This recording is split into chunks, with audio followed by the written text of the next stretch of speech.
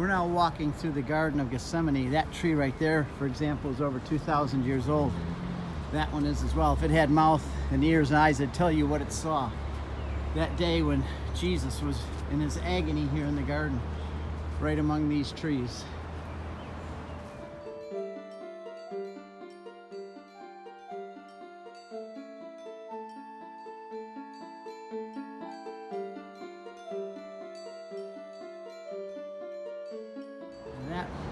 That right there is the oldest of the trees here in the Garden of Gethsemane.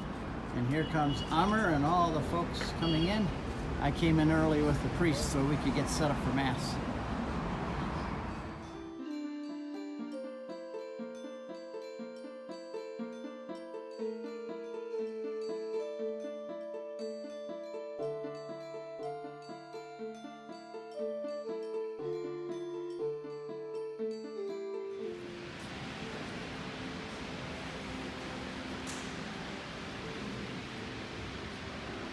Ding ding.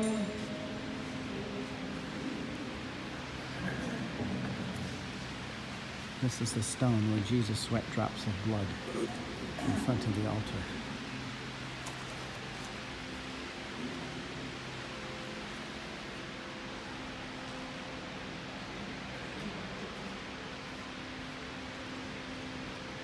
In the name of the Father, the Son, and the Holy Spirit.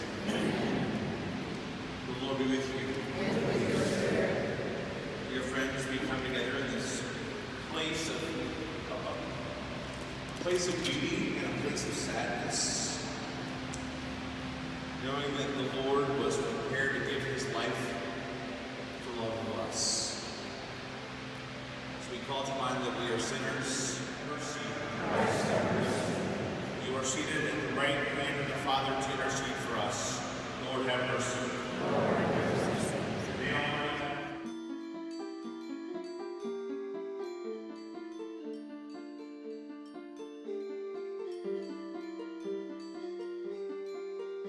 He took the chalice, and once more giving thanks, he gave it to his disciples, saying, "Take this, all of you, and drink from it. For this is the chalice of my blood, blood of the new and eternal covenant, which will be poured out for you and for many for the forgiveness of sins. Do this in memory of me."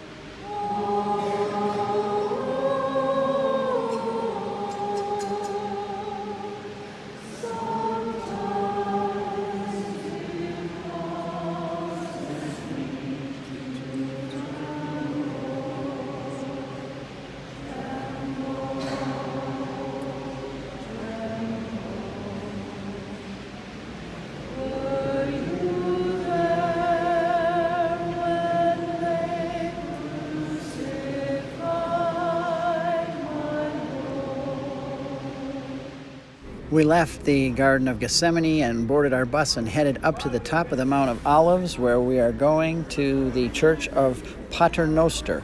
A couple beautiful bushes of flowers along the way. Here we are at the very top of the mountain, and we're arriving. Here's the Church of Pater Noster, where Jesus taught his disciples to pray the Our Father. And it's also where he ascended into heaven. The city of places in the Holy Land, let's count 5 of them that are authentic, not only by the church, but archaeological digs, starting with the Holy Sepulchre, the Nativity, Gethsemane, and Pater Noster, and the Annunciation, and some would add the place where you prayed Mass above the house of Peter, because there we found the names of Jesus and Peter in Capernaum, They found them in Greek and in Latin in the mosaic, which is displayed in the Franciscan Museum in Jerusalem. We have here about 180 Our Fathers in different languages all the way around through the church. So people always come and try to find their own language. Gazing up into heaven as he went, behold, 2 men stood by them in white robes and said, "Men of Galilee, why do you stand there looking into the heavens?" Well, because he What do you mean, why do we look up there? Where'd he go? If you want to know where he went, you have to go to Daniel chapter 7, verses 13 and 14, which says, "Behold, I was looking into the clouds, and I saw one like the Son of Man appear in the clouds. And he was presented to the Ancient of Days, the Father, and he was given a kingdom which will have no end." He went up through the clouds. Why a cloud? Remember we talked about this at Mount Tabor. Cloud represents the glory of God. So when you go up into a cloud, he's going back into the glory of God in heaven, and he's now being presented to the Father, who gives him a kingdom which will have no end. And one side note from my Protestant past, when he went up into heaven, he didn't stop and say, "Oh, and by the way, don't forget to read my book." I think I mentioned that on the bus. He didn't write a book. He gave 12 men. What did Jesus leave behind? He left behind 12 men, one carrying the keys. Those 12 men went out and taught, and that became the tradition. And then part of that tradition was written down, and 400 years later collected into a book called the New Testament. It was first the teaching authority of the church, and then the tradition, and then the Bible.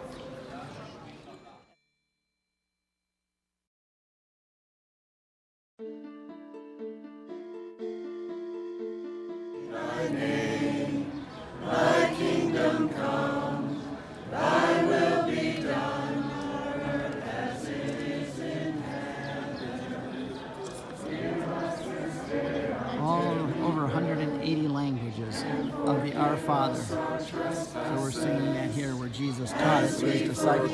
Those who trespass against us, and lead us not into temptation, but deliver us from evil. Hail Mary, full of grace, the Lord is with thee. Blessed The art mystery thou of the Ascension. Blessed is the fruit of thy womb, Jesus. Holy Mary, Mother of God, pray for us sinners, now and at the hour of our death. Amen. Hail Mary, full of grace, the Lord is with thee. Blessed art thou amongst women, and blessed is the fruit of thy womb, Jesus. Holy Mary, Mother of God, pray for us sinners, now and at the hour of our death. Amen.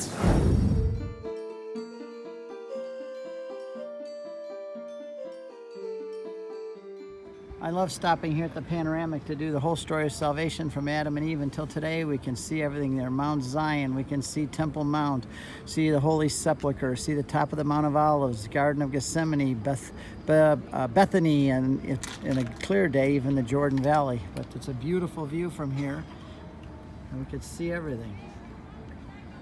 Mount Zion, I mean. There's the top of Mount Zion, Temple Mount, Church of Gethsemane, all the way across to Bethany.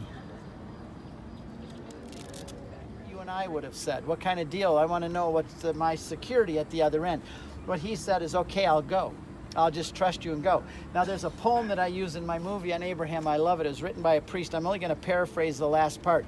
He says, "You want me to do what? Pack up everything and move away at 75 years old? Leave my ancestors behind? You come very lately, Lord. You come, I don't even know who you are, and you tell me some mumbled nowhere I'm supposed to go, but my camels will leave in the morning." And that just sends shivers down my back. That's why he's the father of all those who have faith, because he was the first. He just said, I'll do it.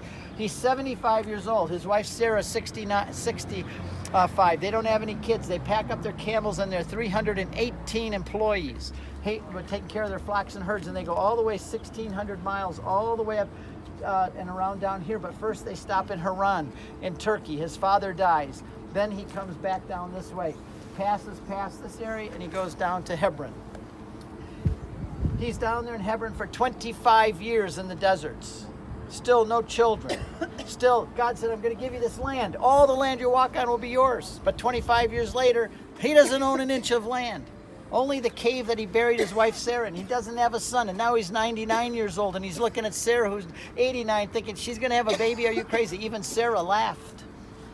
And God came to him in Genesis 17, and he says, Abram, I'm going to make a covenant with you. And I'm thinking Abraham's probably saying, it's about time I'm going to get something good out of this deal. I'm going to get a covenant from God. I'm going to get a covenant. And God says, here, take this flint knife and cut it off. Circumcise yourself. And all 318 men with you.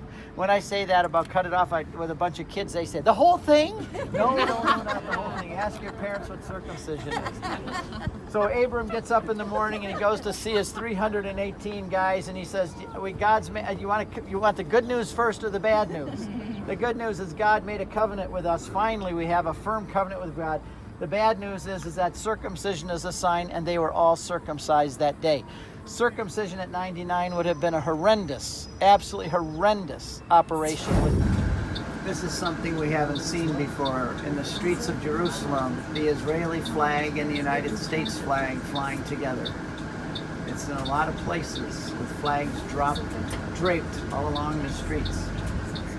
We're now approaching the new U.S. Embassy. Everybody wanted to see that, and the streets are full of flags. And here we are coming up on the embassy now. There is the American Embassy. The new one has just opened this week. Right. Look at all the American and Israeli flags. There's the embassy. Right in the distance. Oh, in the distance. Yep.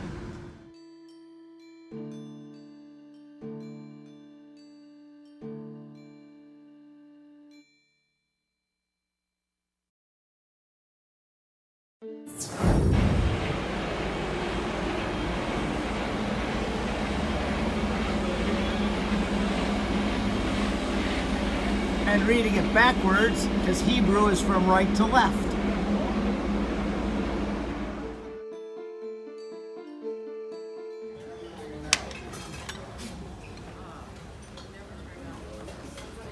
Well, our group has just arrived. We get here early, so we missed the crowds. We're all doing the buffet. One plate for here and then one. Yes. He's going to give you a plate here, and then you take a plate there for the salad. Thank you. So he has chicken and fish and beef and turkey and schnitzel.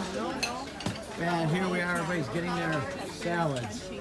And then you go over here and you get your dessert.